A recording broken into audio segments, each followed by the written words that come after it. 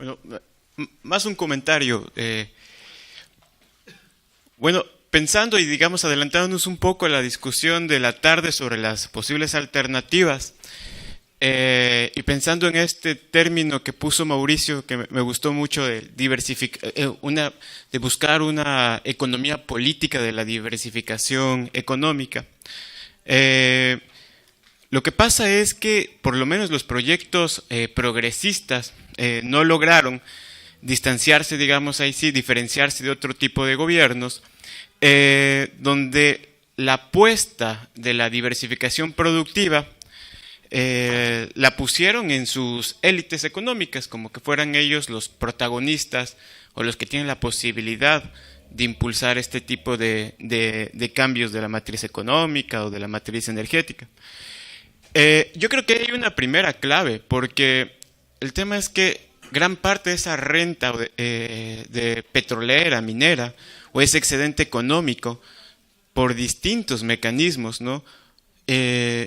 Terminó ahí en las élites que concentraron el mercado, evitan procesos de inclusión social, ¿sí?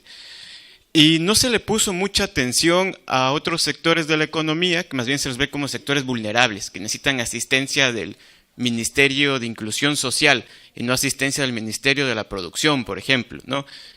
Estoy pensando en los sectores de lo que ahora se conoce como la economía popular y solidaria, ¿no? O no se vio a las economías locales como actores reales que pueden impulsar, digamos, procesos reales de inclusión social.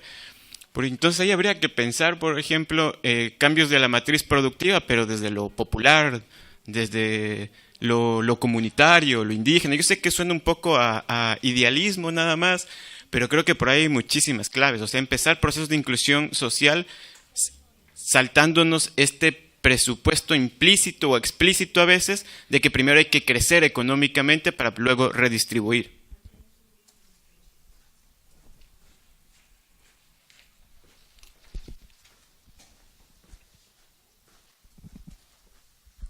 Gracias, Epifanio Vaca, Propuesta Ciudadana. Sí, la presentación de Mauricio me parece formidable.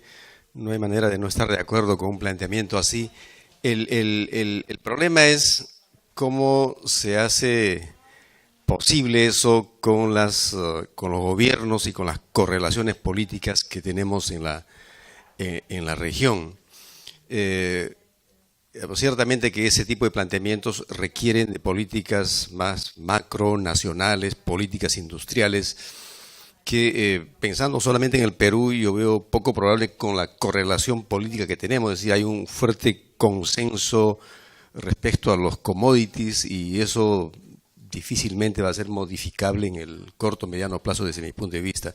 Siendo así, la pregunta es, ¿no será entonces que igual que conversamos el día de ayer para el tema de gobernanza, también puede haber posibilidades para trabajar diversificación productiva, no solo desde miradas nacionales, sino mirando el territorio y por iniciativa, digamos, de gobiernos más bien subnacionales, sean regionales, locales? ¿Es factible esto? O, si no, o es ir contra la corriente, digamos, porque es cierto que las políticas macro son las que mandan políticas cambiares. En el Perú es clarísimo que la minería es un sector priorizado por las élites económicas y políticas. Entonces, siendo así, ¿qué espacio hay? Esa sería mi pregunta para tener iniciativas políticas más territoriales de diversificación productiva, ¿no?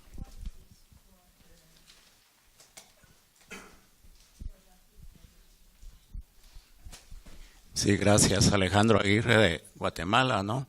Un poco en esa lógica que planteaba Pablo, ¿no? Esa mirada más comunitaria, esa mirada de pueblos indígenas. Pues no sé qué opina la CEPAL con relación pues a la propuesta de Buen Vivir, ¿no? Me gustaría pues que compartieran.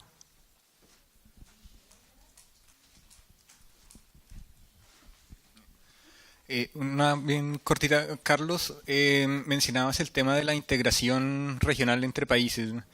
Simplemente para preguntarte tu opinión sobre cómo ves estos escenarios, concretamente, por ejemplo, la Alianza del Pacífico, si ves que este sería un escenario como para ir en esa dirección, o qué características debería tener esa integración regional que propones.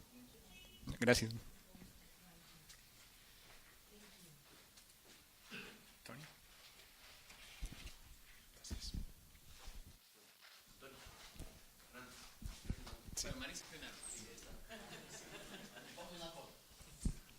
Sí, yo tenía una pregunta sobre la narrativa contrahegemónica que plantea Carlos. Y me preguntaba que muchas veces en realidad estamos hablando de qué tipo de gobernanza necesitamos, pero no de cómo se produce esa gobernanza. Y mi sesgo en la sociología política me lleva a pensar si estamos realmente estudiando y entendiendo cómo funcionan los actores. A veces desde la práctica creemos que como somos activistas, ya sea intelectuales o practicantes, digamos, en ONGs o en organizaciones sociales, sabemos cómo funciona el terreno de la política y los actores. Y creo que a veces nos falta conocimiento de saber qué cosas están realmente sucediendo, formando coaliciones, separando. Hoy día, por ejemplo, mencionó también Carlos que había habido avances en materia ambiental en el Perú. ¿Por qué hubo avances y por qué hay retrocesos? ¿Quién impulsó esos avances? Muchos activistas que yo tiendo a llamar estatales, ¿no?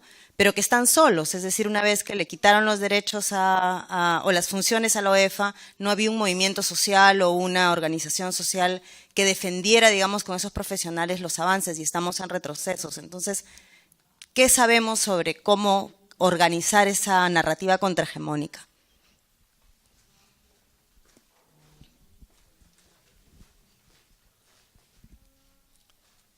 Bueno, eso también es para ti, Carlos.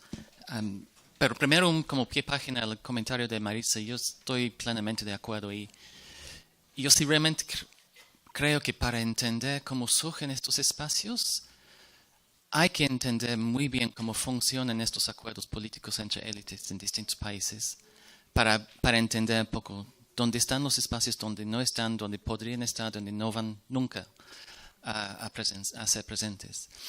Pero mi comentario, quizá un poco duro, es, viendo tu gráfico, con toda esta concentración de retrocesos en los últimos 4 años, una conclusión dura podría ser que hasta ahora la narrativa post-extractivista no está funcionando, no ha funcionado.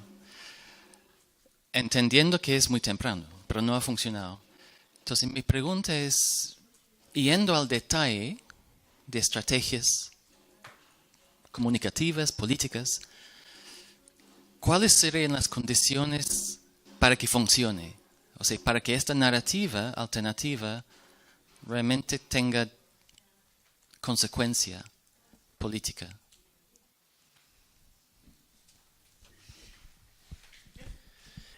Respecto al tema de carrera hacia el fondo, estoy justo leyendo una noticia del día de hoy, de que el ministro de Hidrocarburos estima, bueno, la producción de Ecuador ahora es 537,000 barriles de petróleo por día, y que estima para el 2021 alcanzar la cifra de 700,000 barriles de petróleo por día. Y le cito, y dice que se van a concentrar los esfuerzos en aumentar la producción de petróleo en niveles que permitan financiar el presupuesto de los siguientes años. Entonces esa es la respuesta para digamos, pagar la deuda, para generar ingresos, es más producción. Y si la producción aumentó en 40,000 barriles en los últimos años para alcanzar esos niveles de 700,000, va a tener que pasar lo que dice Carlos, menos regulaciones ambientales, más, digamos, más exenciones tributarias, más de lo mismo, de carrera hacia el fondo. Y mi pregunta va en la línea del anterior panel, digamos, un gobierno que inicia, hereda un tamaño del Estado, una deuda muy elevada. ¿Cuáles son los pasos que realmente puede dar en el corto plazo para no caer en lo que ya están haciendo, digamos, otra vez incrementar la dependencia hacia el petróleo?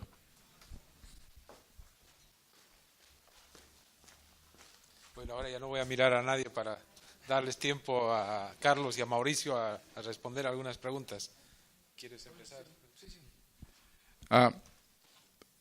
Creo que hay que calificar dos cosas que yo mismo he mencionado. La primera, que ya se reclamó y lo dijo Bruno, de qué tipo de diversificación estamos hablando, ¿no? O qué entendemos por diversificación.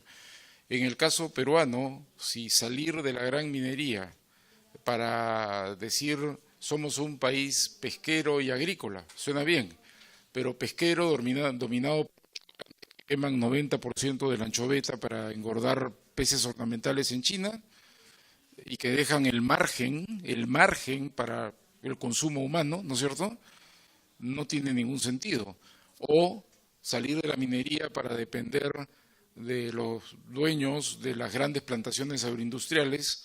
Hoy día hay en el Perú propiedades más grandes que aquellas que hubo antes de la reforma agraria. Hay mayor concentración de la tierra. Las plantaciones del Grupo Oviedo, del Grupo Estro, son más grandes que la hacienda Casagrande, que era famosa por ser la hacienda más grande de América Latina, ¿no? Entonces, diversificación de la minería para eso, no. Entonces hay un discurso ahí más complicado de más bien apostar por pesca, más bien artesanal, por agricultura, más bien pequeña y mediana, que sea más generadora de empleo, más orgánica, pensar más en mercado interno, pensar más en mercados regionales, ¿no? Pero en fin, entonces sí, y por supuesto otras cosas que no sean parte del paquete histórico peruano, obviamente en la línea de lo que decía Bruno, pero ese es un concepto que hay que trabajarlo mucho más país por país, qué significa diversificar, qué líneas de trabajo, qué actores, qué mercados, qué dimensiones, en fin, ¿no? Y tipo de integración, yo me estaba refiriendo a una integración más de políticas, no me estaba refiriendo a un mercado u otro, a una integración más de políticas, ¿no? Concordar ciertas políticas para evitar competir entre nosotros corriendo todos hacia el fondo, sostener algunos estándares comunes.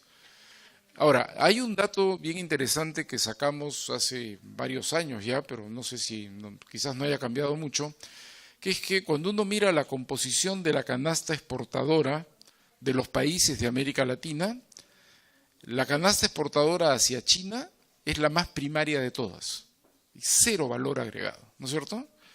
Y había términos relativos de intercambio positivo, porque vendíamos mineral caro y comprábamos pues blue jean o zapatilla o textil a precio cero. Y eso fue bueno desde el punto de vista de la renta fiscal, pero fue un desastre para la industria. Ha llevado a procesos de desindustrialización. En fin, en segundo lugar, en esa mirada por mapa a la canasta exportadora estaba Europa, muy parecida hacia China, piedras, ¿no? Petróleo sin ningún nivel de procesamiento. Luego la canasta exportadora hacia Estados Unidos contiene algo más de valor agregado y algo más del conocimiento que se asocia con la agregación de valor. Pero la mejor canasta exportadora es al interior de los países de Sudamérica. Es hacia Colombia, hacia Chile, hacia Bolivia, ¿no? Y viceversa, que nos exportamos mutuamente con mayor valor agregado. Y ese me parece un dato interesante que hay que seguir trabajando, ¿no es cierto? ¿Qué tipo de mercado interno regional podríamos construir, pero que se base menos en la lógica del libre comercio de la Alianza para el Pacífico y que se base más en la lógica original de complementaciones productivas, ¿no? Y comerciales del Mercosur? Sería mi opinión, ¿no?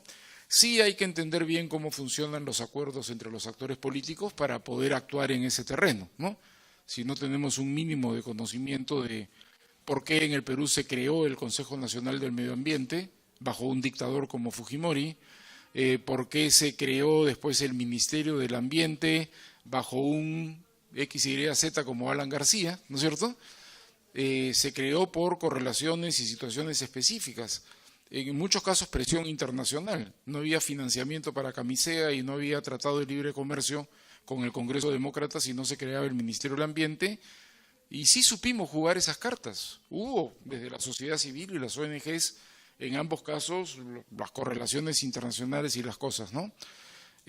¿Cómo terminó José de Chávez, viceministro, ¿no?, del ambiente en este país? Bueno, hubo una coalición política, hubo una candidatura medio nacionalista, progresista.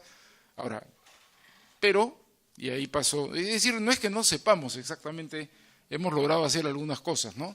Pero en la línea de lo que dice Tony, finalmente somos derrotados. Obviamente, este retroceso de los últimos años significa una derrota de todo lo que habíamos venido ganando, aunque sea poco, y proponiendo, que era mucho más de lo que habíamos venido ganando, ¿no? Entonces, claro, también tenemos que entender finalmente que es suma de circunstancias, de alianzas y de intereses, y yo creo que tiene que ver, y esto requiere mucho más debate obviamente, pero tiene que ver con este dato de que tanto empresas como élites políticas estaban dispuestas a tolerar esos avances mientras había abundancia de renta. Entonces me pides un EIA, contrato pues a McKinsey, a la consultora más cara del planeta, le pago lo que sea para que me haga el estudio, porque finalmente lo que voy a ganar es tanto que ¿qué me importa? Hoy día eso es considerado un sobrecosto inaceptable y se impone otra narrativa. La burocracia, la tramitología, ¿no?, etcétera, y se inventa un mito que hay que derrotar. No son procedimientos mucho más complicados que los que habían hace 6 años, solo que hace 6 años no les importaba y hoy día las empresas te dicen así no invierto, ¿no es cierto?, porque mi expectativa de ganancia es menor.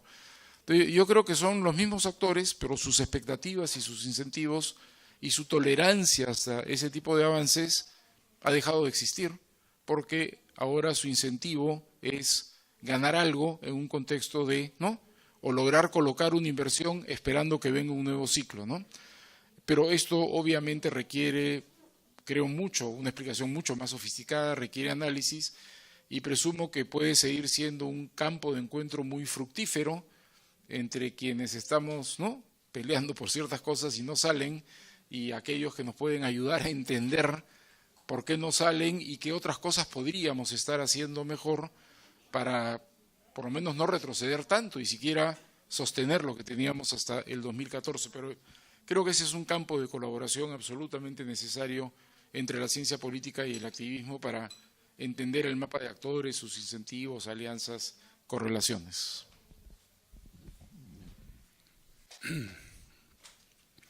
Bueno, ahora que discutíamos sobre la importancia de las ideas y las narrativas, me acordaba que, bueno, estamos celebrando 100 años de la Revolución Rusa, ¿no? Y eso me traía a la memoria un libro de Isaiah Berlin, este filósofo que escribió una de las mejores biografías o análisis del pensamiento de Marx, ¿no? Y justamente en el sentido de la importancia de las ideas, ¿no? Mientras el propio Marx pensaba que digamos, eran las condiciones materiales o estructurales las que determinaban los procesos históricos, el propio pensamiento de Marx o las ideas de Marx fueron tan influyentes que provocaron hechos históricos tan grandes como la Revolución Rusa y otros fenómenos en otras partes del mundo. Entonces, la importancia de las ideas y de las narrativas, ¿no? Sobre el tema el cambio de la matriz productiva desde lo popular, yo creo que ahí es importante romper, digamos, un prejuicio, digamos, de que las economías comunitarias o formas de organización comunitarias o cooperativas no pueden acceder a instancias de alta tecnología y conocimiento. Y de hecho hay experiencias empíricas como algunas en España, en el País Vasco y otras en otras partes del mundo, donde formas de organización cooperativa están en los sectores de más alta intensidad o en sectores de alta intensidad tecnológica y conocimiento. Entonces eso me parece importante pensar, estudiar un poco mejor eso para también arrastrar o involucrar a estos otros sectores y no solo pensar en las formas de organización empresarial capitalista, ¿no es cierto?, en estos procesos de transformación productiva. Sobre la idea de la diversificación productiva desde el territorio, yo creo que finalmente cualquier actividad productiva está en un territorio, digamos, se expresa en un territorio. Entonces, es muy importante que se combinen las políticas nacionales y las políticas locales para definir esos procesos de transformación. Y eso me lleva a plantear que, o sea, cómo lograr que finalmente existan actores políticos para estos cambios, ¿no es cierto? La respuesta, creo yo, es siempre más democracia, ¿no? porque, o sea, podríamos erróneamente llegar a pensar, digamos, de que algunos países asiáticos lograron esos cambios estructurales con dictaduras, ¿no es cierto? Y que no es posible hacerlo si no hay regímenes autoritarios. Creo que no es así, ¿no? También hay mucha evidencia empírica que demuestra que hay una relación también entre democracia y crecimiento económico. Entonces, la respuesta es más democracia en el sentido de más democracia deliberativa, más discusión, más participación, más razonamiento público sobre estas problemáticas, y mayor necesidad de incidencia de los distintos actores, ¿no? Tanto de gobierno como de la sociedad, a distintos niveles de gobierno también. Sobre el tema de buen vivir, las nociones de buen vivir en la CEPAL, creo que se ve con las nociones de buen vivir con interés, pero teniendo en claro también que hay distintas nociones o pensamientos sobre el buen vivir, tanto entre países como dentro de los propios países, ¿no? Entonces no es un pensamiento uniforme, digamos, y su expresión constitucional en algunos países también es diferente o se distingue, digamos, de otras corrientes de pensamiento sobre el buen vivir. Pero yo creo que hay un tema de enlace con lo que está pensando CEPAL, y es concebir a la economía como imbricada en la sociedad y en la naturaleza. Yo creo que ese es un puente con las nociones con el buen vivir. Entonces la economía no es autónoma, los mercados no son autónomos y pueden ser autorregulados, esa es una ficción. De ahí el gran pensamiento de Polanyi, ¿no es cierto? Karl Polanyi, que hacía toda esta crítica al liberalismo del final del siglo XIX, inicios del siglo XX, que ahora en el contexto del neoliberalismo, digamos, que sigue rigiendo la actividad económica mundial, eso no ha dejado de ser así desde las últimas décadas, tiende a basarse en esta utopía, ¿no es cierto?, que los mercados se autorregulan y eso tiende a destruir la sociedad y la naturaleza, ¿no es cierto?, y nos está llevando hacia mayores riesgos como el cambio climático y otros aspectos. Entonces, yo creo que un puente de conversación entre lo que se está reflexionando ahí y con el buen vivir sería esta idea de la economía sujeta a la sociedad y a la naturaleza, y por tanto hay límites sociales como la cohesión, la necesidad de la cohesión social, de menor desigualdad, y límites biofísicos a las actividades económicas que se llevan adelante, de las transformaciones productivas. Y finalmente, sobre el tema quisiera hacer un comentario sobre el tema de la carrera hasta el fondo y eso, ¿no? Yo creo que, digamos, la inversión extranjera directa responde mucho a la rentabilidad de los proyectos extractivos. Y obviamente cuando sube el precio de los commodities, la rentabilidad crece significativamente y eso atrae mayor inversión extranjera directa. Cuando caen los precios, se reduce la rentabilidad de los proyectos extractivos, la inversión extranjera directa se retira, ¿no es cierto? Los gobiernos comienzan a pensar en los problemas del exceso de regulación o esa vía para seguir atrayendo inversión extranjera directa, ¿no? Entonces, yo creo que sería interesante, ya lo mostraba Carlos de alguna manera, analizar en qué medidas son procíclicas, ¿no es cierto?, la inversión extranjera directa y las regulaciones ambientales y laborales, ¿no? Eso.